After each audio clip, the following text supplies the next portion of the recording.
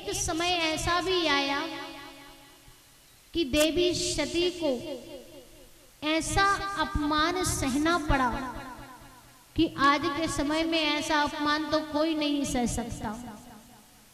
कि एक बार की बात है, सभी देवताओं का प्रधान राजा दक्ष प्रजापति को बनाया गया। राजा दक्ष प्रजापति जब प्रधान अवस्था में आए तो खूब अभिमान आया, सभा में प्रवेश हुए। जब सभा में राजा दक्ष प्रजापति का आगमन हुआ तो उनके सम्मान में सभी देवी देवता, गंधर्व, किन्नर, यक्ष सभी लोग जो हैं खड़े होकर उनका सम्मान करते हैं, क्योंकि ये प्रधान है। मुखिया होता है तो उसको सम्मान तो दिया ही जाता है, लेकिन भगवान भोलेनाथ जो हैं नारायण के चिंतन में इतना लीन थे, भगवान नारायण का इतना ध्यान में मुक्त हो गए थे कि उन्हें पता ही नहीं चला कि राजा दक्ष प्रजापति कब आ गए। जब सभा में आए देखा कि जितने भी राजा महाराजा, देवता, गंधर्व, किन्नर जितने भी वहां पर बैठे हुए थे, सभी जो है मेरे सम्मान में खड़े हुए मेरा सम्मान किया, लेकिन भोले बाबा ने मेरा सम्मान नहीं किया। और जब इतना देखा तो भोले बाबा का अपमान करना प्रारंभ कर दिया। सभी लोग सभा में बैठे हुए हैं और उसी सभा में भोले बाबा के लिए कहते हैं राजा दक्ष प्रजापति, अरे सुना तो था कि ये जो है शमशानवासी है, भूतों का जो है राजा है, भूतों का स्वामी है, भांग धतूरा पान करने वाला है, लेकिन आज देख ही लिया कि ये तो केवल नाम का ही शिव है, लेकिन इसमें शिव जैसे कोई लक्षण नहीं है, ये तो पूरा ही अशिव है। इतना अपमान सभी के समक्ष किया, लेकिन उस अपमान का घूंट जो है भगवान भोलेनाथ सह गए।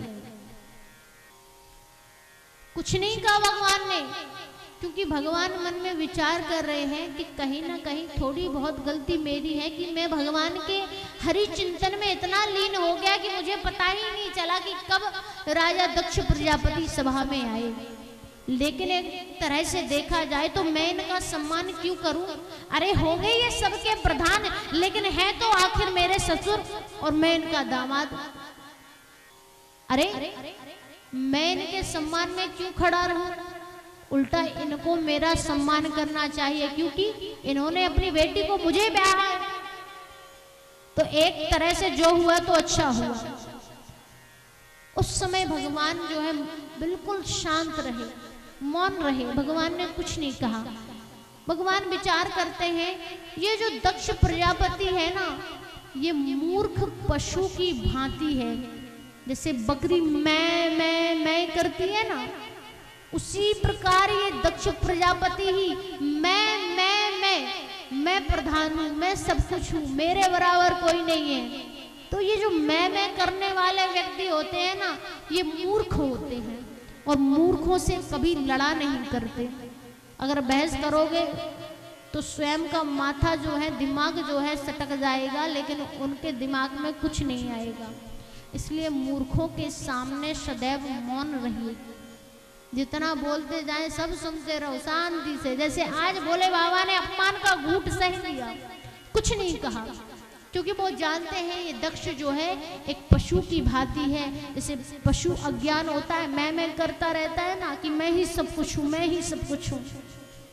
तो भैया जो समझता है स्वयं को समझने दो, हमें क्या करना। भगवान भोलेनाथ कैलाश पर्वत पर आए, लेकिन देवी सती को किसी प्रकार की कोई भनक नहीं लगने दी। समय बीता, आज जो है राजा दक्ष प्रजापति ने शिव का अपमान करने के लिए, दामाद का सभी के समक्ष अपमान करने के लिए जो है यज्ञ करवाया। और उस यज्ञ में जो है, जब वाजपेयी नाम का यज्ञ कराया गया, तो उस यज्ञ में देवता, गंधर्व, किन्नर सभी राजा महाराजों को बुलाया गया, न्योता भेजा गया और सभी जो है समय की प्रतीक्षा करने लगे। समय बीता, बस एक दिन रह गया था यज्ञ के लिए। लोग तैयारियां कर रहे हैं, सब जगह जो है खूब उत्साह छाया हुआ है। नारद जी जो है आज कैलाश पर्वत पर आते हैं, देवी सती को सारा वृत्तांत बताते हैं कि लगता है भोले बाबा ने आपको कुछ बताया नहीं, सभा में फलानी फलानी बात हुई थी, भोले बाबा का अपमान हुआ था। और देवी आपको समझना चाहिए कि ये ससुर दामाद का जो मैटर है ना, ये जो है घर घर तक ही सीमित रहता है। जब ये बाहर चलने लगे तो ये अपमान का कारण बन जाता है। इसलिए आप पिताजी के पास जाइए, समझाइए, बुझाइए। और सुना है आपके पिता ने जो है यज्ञ रखा है।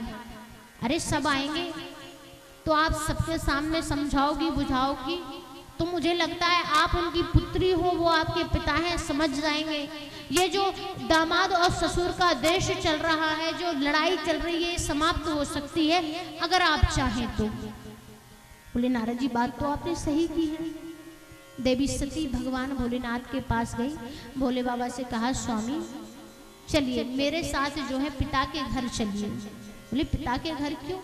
बोले पिताजी ने यज्ञ करवाया है, यज्ञ की तैयारियां हो रही है, कल यज्ञ का समय है, कल पिताजी के यहाँ यज्ञ होगा तो हम यज्ञ में भी सम्मिलित हो जाएंगे और साथ ही साथ मैं पिताजी को समझाऊंगी, बुझाऊंगी कि ये जो सगों का जो प्रेम भाव है ये बिगड़ना नहीं चाहिए। अरे दुनिया वाले तो हंसी मजाक उड़ाने के लिए बैठे हुए हैं, आप दोनों का संबंध भी सुधर जाएगा। मैं पिताजी से बात करूंगी और मुझे आशा है कि पिताजी मेरी बात नहीं टालेंगे। तब उस समय जो है भगवान भोलेनाथ ने कहा कि देवी आप एक बात बताइए, जाने में तो कुछ हर्ज नहीं है, लेकिन आप ये देखिए कि सभी के यहाँ पर न्योता आया है, निमंत्रण भेजा गया है, बिना न्योते के तो कोई कहीं जाता है नहीं। और जब न्योता आया है तो व्यक्ति जाएगा ही जाएगा, भले ही कितना व्यस्त क्यों ना हो, क्योंकि व्यवहार बनाना है। लेकिन ना तो देवी मुझे कोई व्यवहार किसी से रखना है, क्योंकि मेरे तो मात्र नारायण हैं, मेरा तो काम सिर्फ नारायण तक ही सीमित है। और दूसरी बात, अगर न्योता आया होता, निमंत्रण भेजा होता तो चलते। देवी सबसे अपमान की बात तो यह है कि उन्होंने कोई न्योता नहीं भेजा, तो कैसे चले जाएं? आवत ही हर्ष नहीं, नैनन नहीं सने, और तुलसी तहा न जाए कंचन वर्षे में। अरे कंचन के वृक्ष भी लगे हो ना, स्वर्ण जो बह रहा हो तो स्वर्ण में भी हाथ नहीं डाल सकते, क्योंकि उसमें हमारा सम्मान नहीं है, वहाँ हमारा अपमान होगा। अगर हमारे भाग्य में जो होगा तो वो हमें मिल जाएगा। अरे जहाँ अपमान होता हो वहाँ देवी जाकर क्या करना? मैं तो नहीं जाऊंगा। अगर आपको जाना है आप जा सकते हैं। बोले हाँ मेरा तो पिता का घर है, मैं तो जाऊंगी ही। ठीक है देवी जाइए, आपको कोई रोक नहीं है, लेकिन मेरा मन नहीं कहता कि आप वहां जाएं। दोनों के बीच में खूब बहस हुई, खूब लड़ाई झगड़ा हुआ। अंत में जो है देवी क्रोध में आकर अपने पिता के घर में जाने लगी। भोले बाबा ने पीछे से गण भेज दिया कि जाओ देवी के साथ जाओ। गण जो है देवी सती जी के साथ जाता है। और एक बात सभी के लिए कहना है, माताओं के लिए भी, पुरुषों के लिए भी, कि जब आपस में किसी प्रकार का पति पत्नी के बीच में लड़ाई या झगड़ा हो, कोई बहस हो, या किसी बात की कोई बात को लेकर बातचीत बंद हो जाए, तो माताओं को विशेषकर ध्यान रखना चाहिए कि लड़ाई झगड़े के समय में जो है कभी भी घर को छोड़कर नहीं जाना चाहिए, क्योंकि फूट डालने वाले अनेकों बैठे हुए हैं। और अगर घर छोड़कर जाओगे तो ऐसा हाल होगा जैसा सती का हाल हुआ था। इसलिए विशेषकर ध्यान रखना कि जब भी लड़ाई झगड़ा हो ना तो सुलझा लेना, भले ही 4 दिन बाद मायके चले जाना, लेकिन झगड़ा करके कभी मायके मत जाना। और भैया सभी पतियों से भी कहना है कि जब लड़ाई झगड़ा हो तो अपने क्रोध को शांत करके जो है पत्नी को मना ले।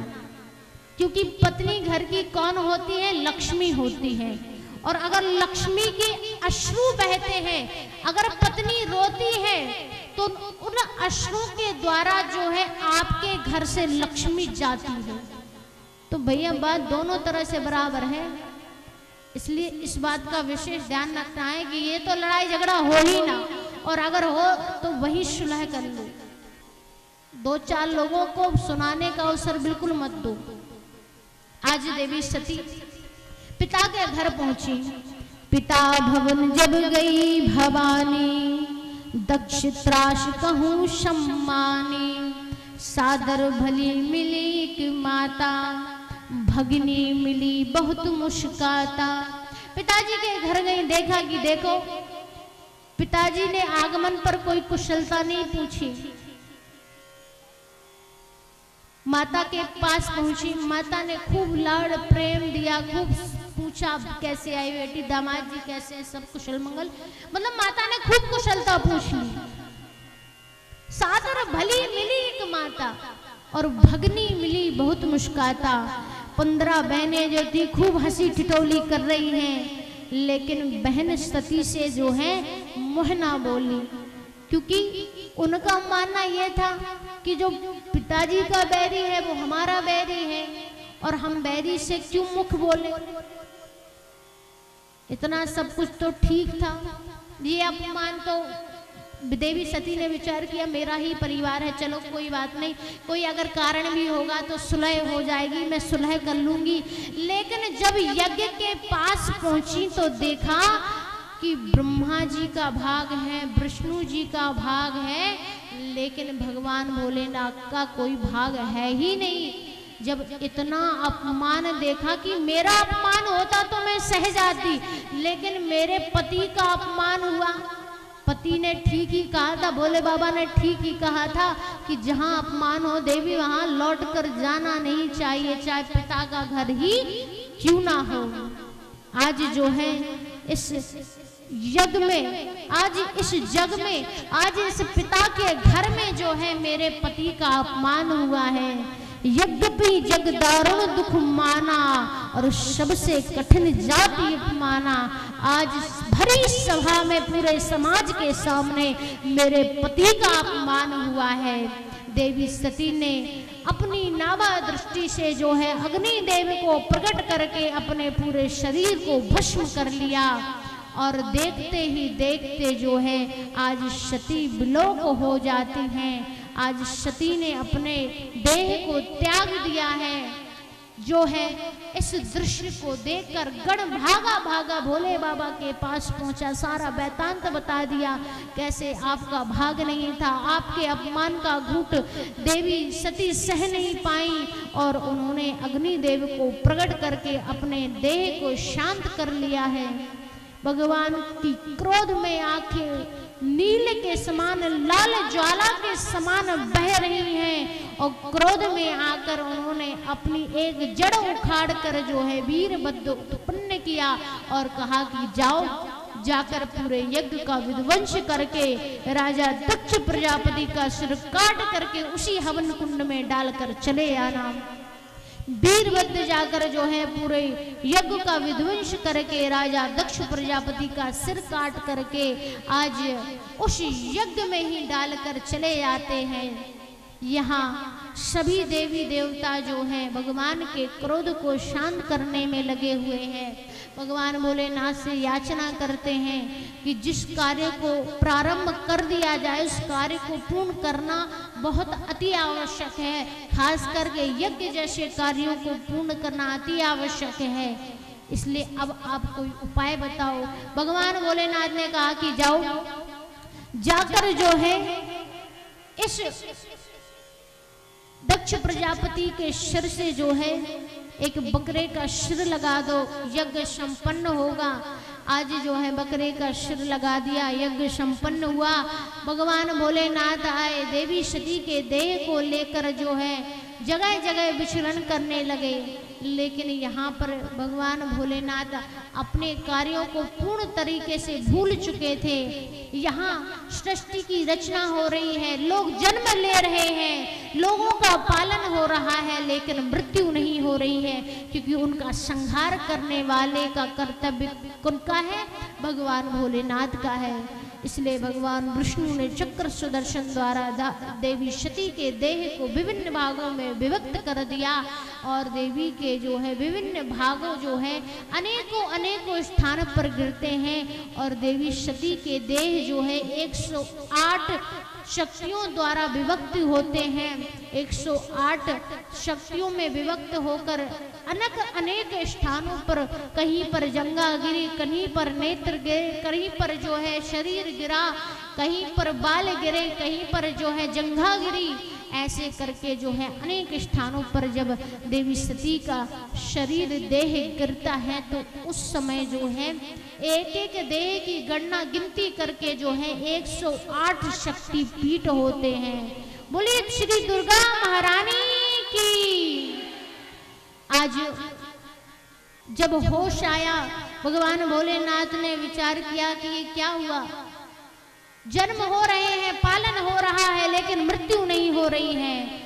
अपने कार्य का बोध आज भगवान विष्णु ने कराया और भगवान भोलेनाथ जो है समय बीता, अपने कार्यों में लग गए और भगवान भोलेनाथ ने जो है सभी का संहार करना प्रारंभ कर दिया। क्योंकि ब्रह्मा जी का कार्य है रचना करना, जन्म कराना, और भगवान नारायण का कार्य, विष्णु जी का कार्य है पालन करना, भरण पोषण करना, और शंकर जी का कार्य है संहार करना। जो व्यक्ति आया है उसे इस भव संसार से जाना है, उसका समय, उसकी तिथि पहले से ही निश्चित होकर आई है। और उन सभी के लिए इतना कहना है कि हम आए हैं, हमें जाना है, ये विचार करके मत रहो, ये विचार करके रहो कि हम इस संसार में आए हैं, मनुष्य का देह हमें मिला है, तो हमें जब तक इस शरीर में प्राण है तब तक जो है गोविंद नाम जपना है। बोले कृष्ण कन्हैया लाल की, राधा रानी सरकार की, राधा रमण लाल की। भैया पीछे वाले सौभाग्य मिला है कि तुम अपनी 21 पीढ़ियों का उद्धार कर सकते हो। बोले कैसे? बोले आपको एक सुंदर कथा सुनाते हैं, और ये कथा भक्त प्रहलाद की है। और ये भक्त प्रहलाद कौन है कि जब समय बीतता है, अधर्म बढ़ता है और धर्म की रक्षा हेतु भगवान को अवतार धारण करना पड़ता है, तो भगवान किसी न किसी कार्य के वश ही अवतार लेते हैं। ऐसे अवतार नहीं लेते हैं, या तो कुछ काम आवश्यक हो तब अवतार लिया, या तो भक्त की रक्षा करनी हो तब अवतार लिया, या तो किसी को ज्ञान का पाठ पढ़ाना हो तब अवतार लिया। और भगवान ऐसे अवतार लेंगे नहीं।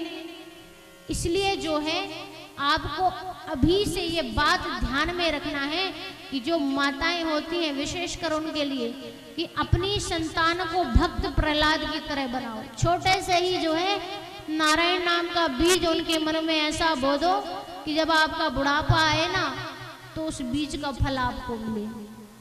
क्योंकि जब एक घर में एक व्यक्ति भी अगर नारायण का भक्त होता है, भगवत भक्त होता है, तो उसकी 21 पीढ़ियों का उद्धार होता है।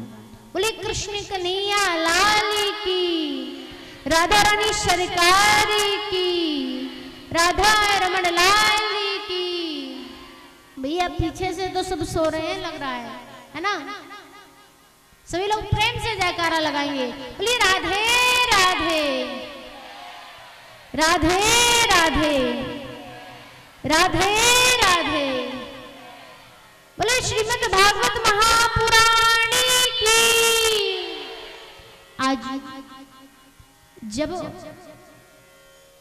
हिरण्यकशिपु को ज्ञात हुआ कि मेरे भाई की मृत्यु किस कारण हुई, तो अपने भाई की मृत्यु का इस भाव को देख करके उन्होंने ब्रह्मा जी की उपासना की।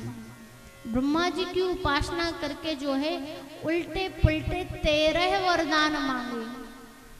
13 वरदान मांग करके जो है आज पूरे ब्रह्मांड पर उन्होंने अपना राज्य स्थापित कर दिया। और अपने समक्ष, क्योंकि 13 वरदान कौन कौन से थे?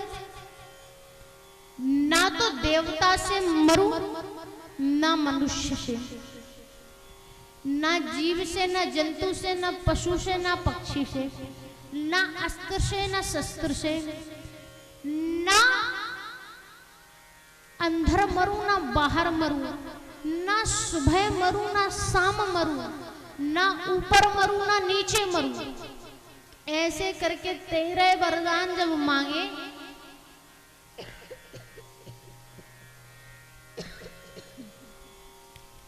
जब 13 वरदान मांगे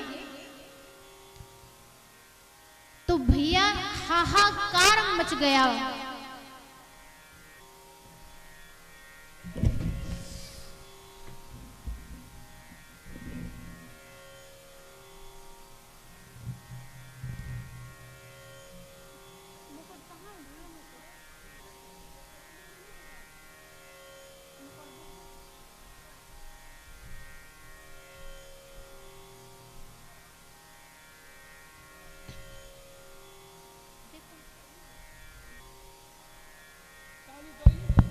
श्री राधे श्याम, श्री वृंदावन बिहारी लाल की।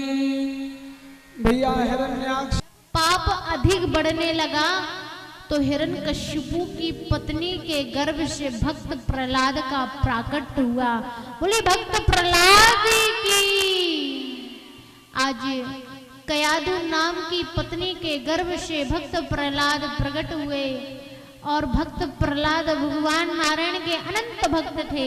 भगवान के दिन रात जो है गुणगान गाया करते थे, नारायण नारायण नारायण नारायण।